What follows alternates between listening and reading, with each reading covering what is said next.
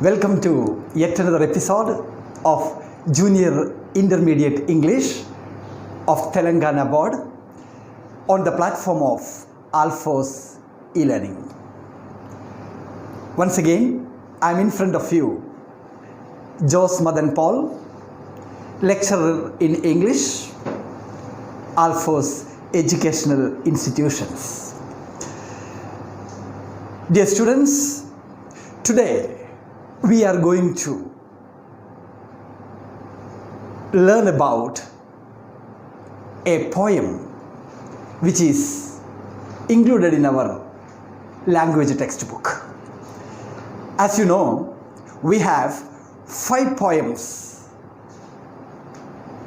given in our textbook.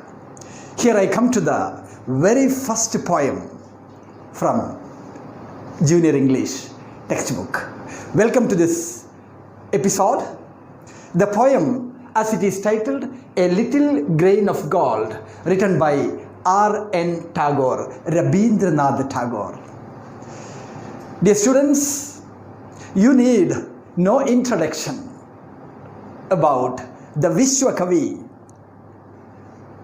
the fame and name of West Bengal, Rabindranath Tagore, who won Nobel Prize, the first Indian to win Nobel Prize for his beautiful collection titled Geetanjali. The present poem given here, titled A Little Grain of Gold, is the 50th poem, 50th poem taken from Geetanjali. Geetanjali, hope you know the meaning. Collection of song offering celebrating the glory of God. Geetanjali.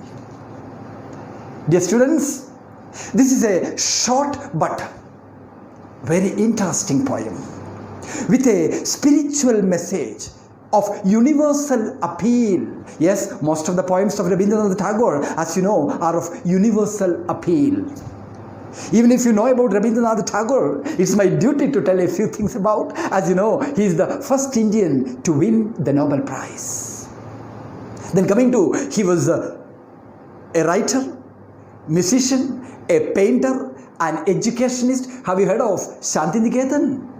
Yes, an educationist as well. The most striking thing to every Indian is that he is the composer of our national anthem, Jana Gana Mana.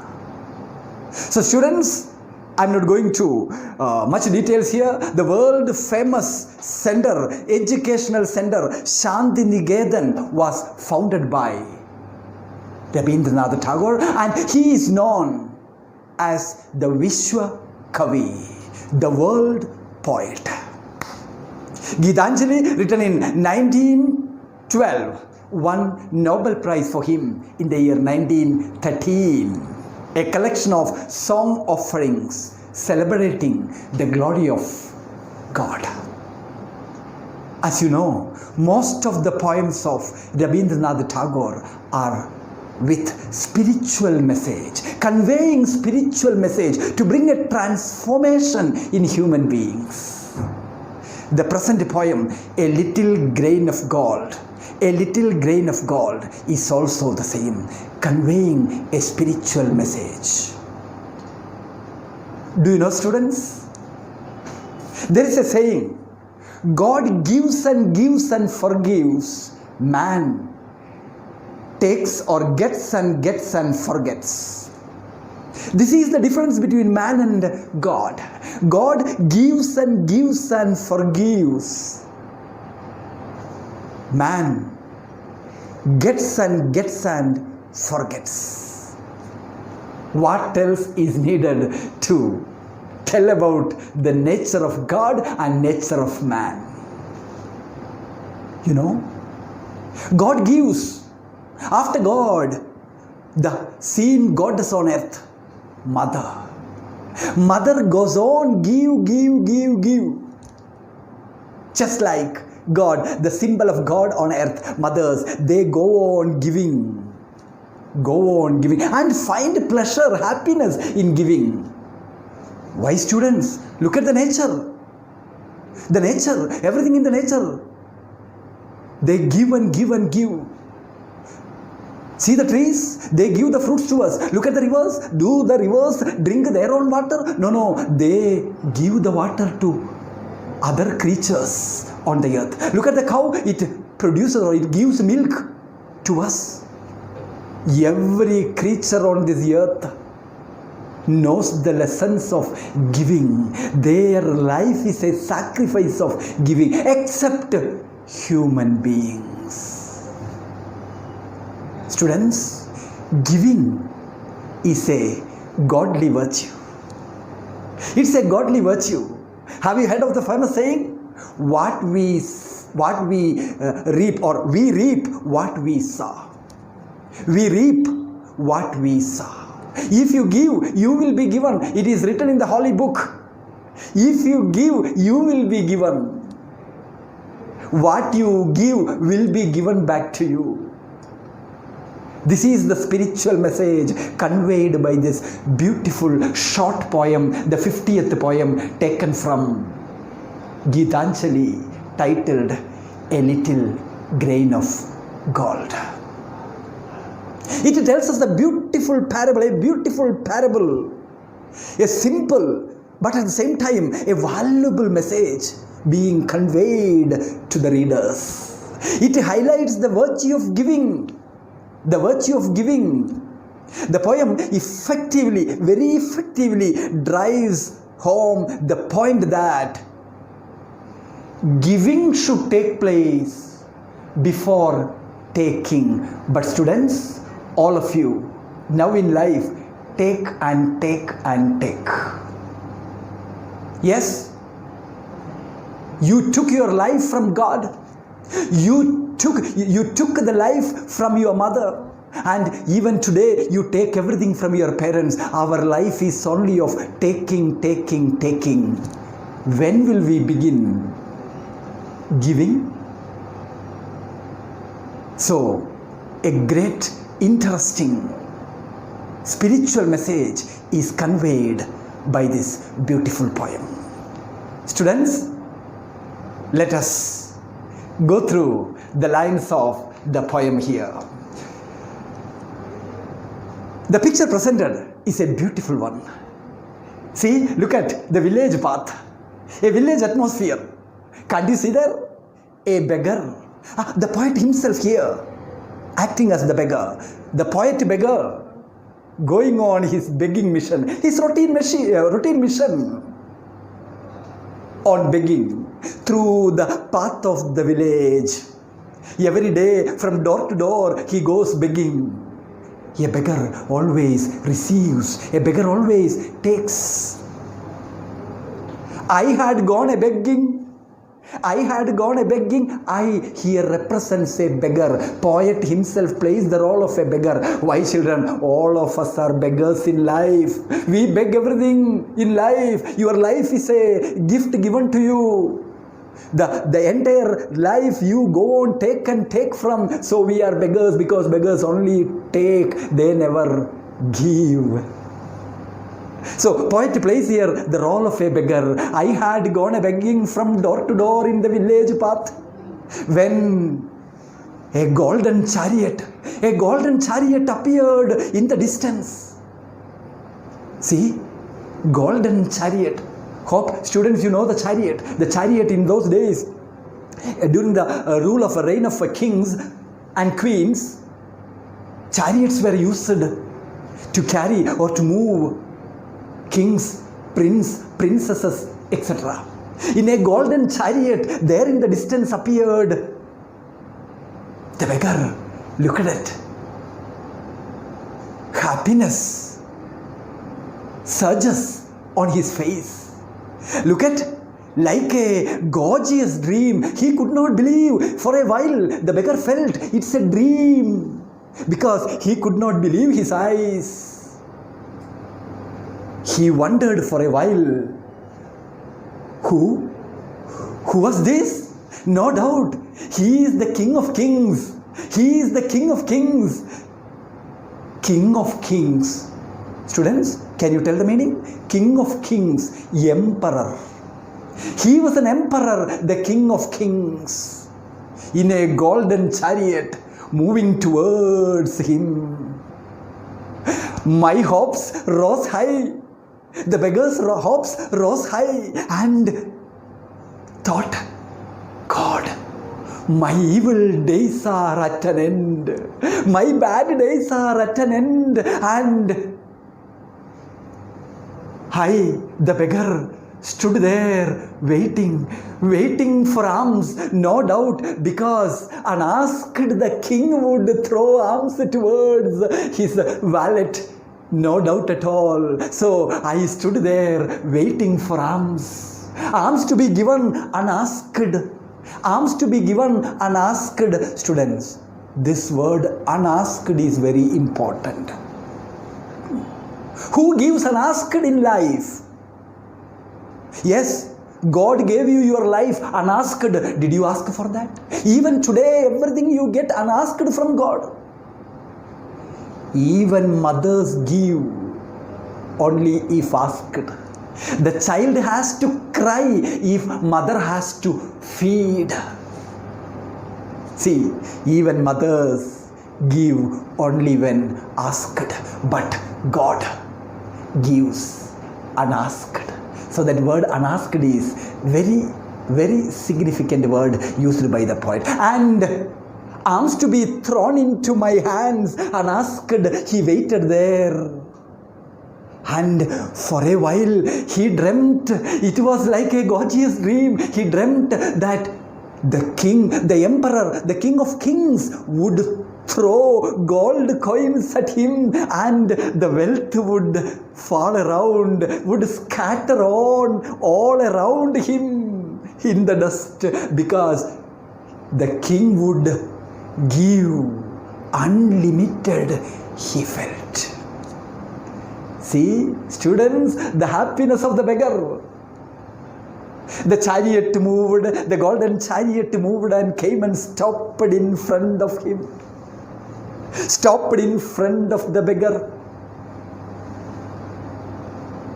The emperor, the king of kings, sitting inside, his eyes fell on the beggar. His eyes fell on me.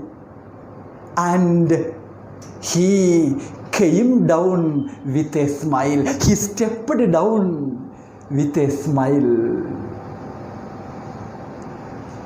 I felt the luck of my life has come at last. Oh God, the luck of my life had come at last, because I need not to beg again.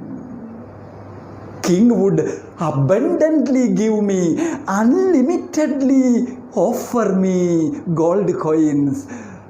Thank God, how fortunate I am, he thought for a while. Then all of a sudden, the King of Kings stretched his right hand towards me. Stretched it, the empty palm. The king stretched his right hand with the empty palm. I was shocked for a while. What? The king stretching his hand towards me, the empty palm, the empty hand,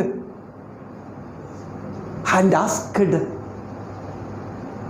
"What have you to give me? What have you to give to me?" The king asked. Students, can you believe it? Do we ever beg to beggars? What is this? The beggar was shocked for a while. The king who got down from the golden chariot stretched his right hand, the empty hand, and asking him, "What have you to give to me? What have you to give to me?"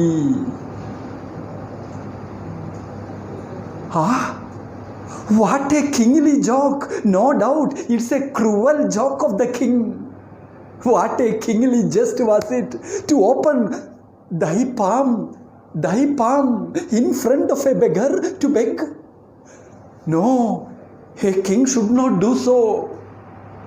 Oh, it may be a kingly fun, a cruel joke done by the king, stretching his hand in front of a beggar. What? A king begging to a beggar?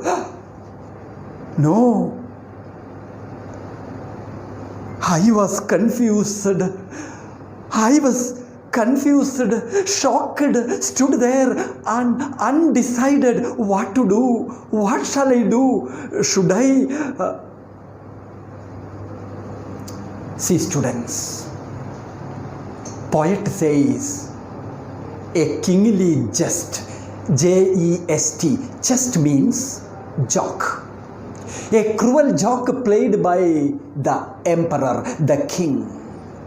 Students, do you think it a kingly jest, a cruel joke? No, not a joke. Students, go deeper into the poem. Go deeper. Do not take the superficial meaning of the words. God sometimes comes down in the form of a beggar. God sometimes comes in the form of a beggar to test human beings. He would come in the incarnation of a beggar in front of you and stretch his hand just to test you.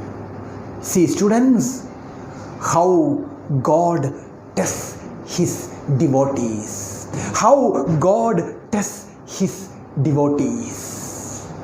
So it is not a kingly jest at all.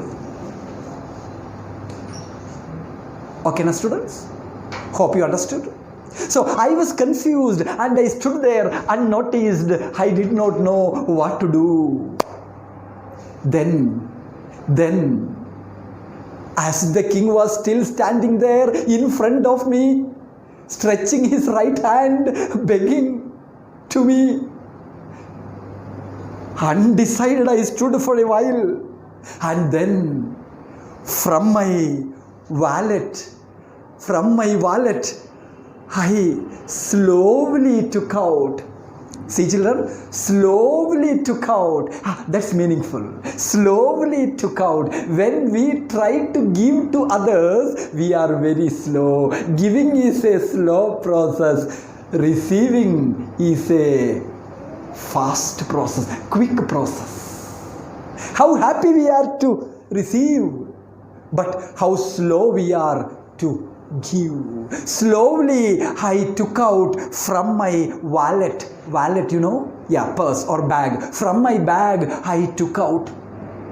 What did I take out, What did the beggar take out, He took out the least, the smallest, the least little grain of corn from the collection of the morning that he had in his wallet. He took out the least, the smallest little grain of corn. See, children, in giving we are very slow. In giving we are very particular. We give the least grain, the little grain of corn was given by the beggar. He took out the least little grain of corn and gave it to the king, put it into the stretched hand of the king.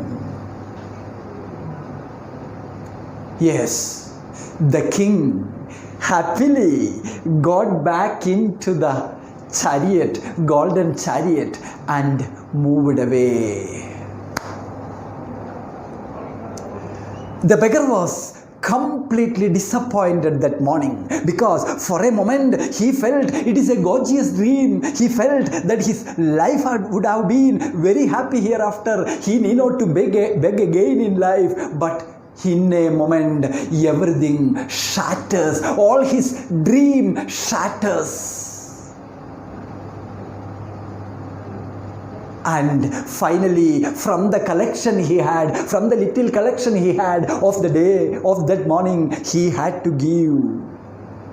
the least little grain of corn to the king. Yes, day went on. He continued moving towards one after the other. Door to door, he went in the village path begging. By evening, he goes back to his little hut.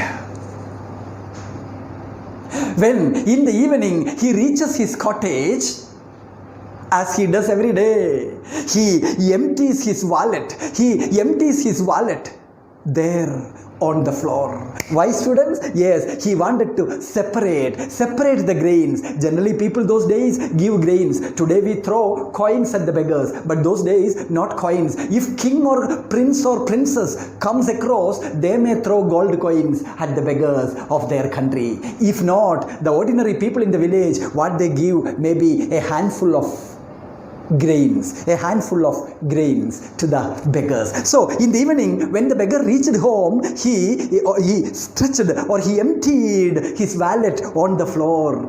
He emptied the wallet on the floor and began separating them. While separating the grains, different grains we get, no? Yes, separating the grains, there in the collection, among the poor collection of the day, among the poor heap of the day, among the poor collection of the day, he found a least little grain of gold, among the poor collection of the day, a least little grain of gold.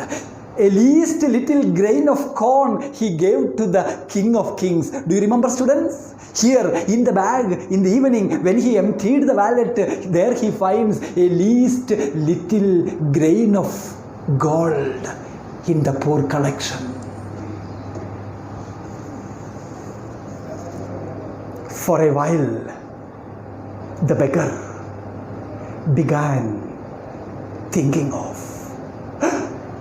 Within seconds, he began bitterly weeping. He could not control himself. He started weeping, sitting there, holding his head in his palms. Burying his head in his palms, he began weeping. Students, can you say why the beggar started weeping? Why did the beggar start weeping? Yes, in a minute, the beggar realized his foolishness,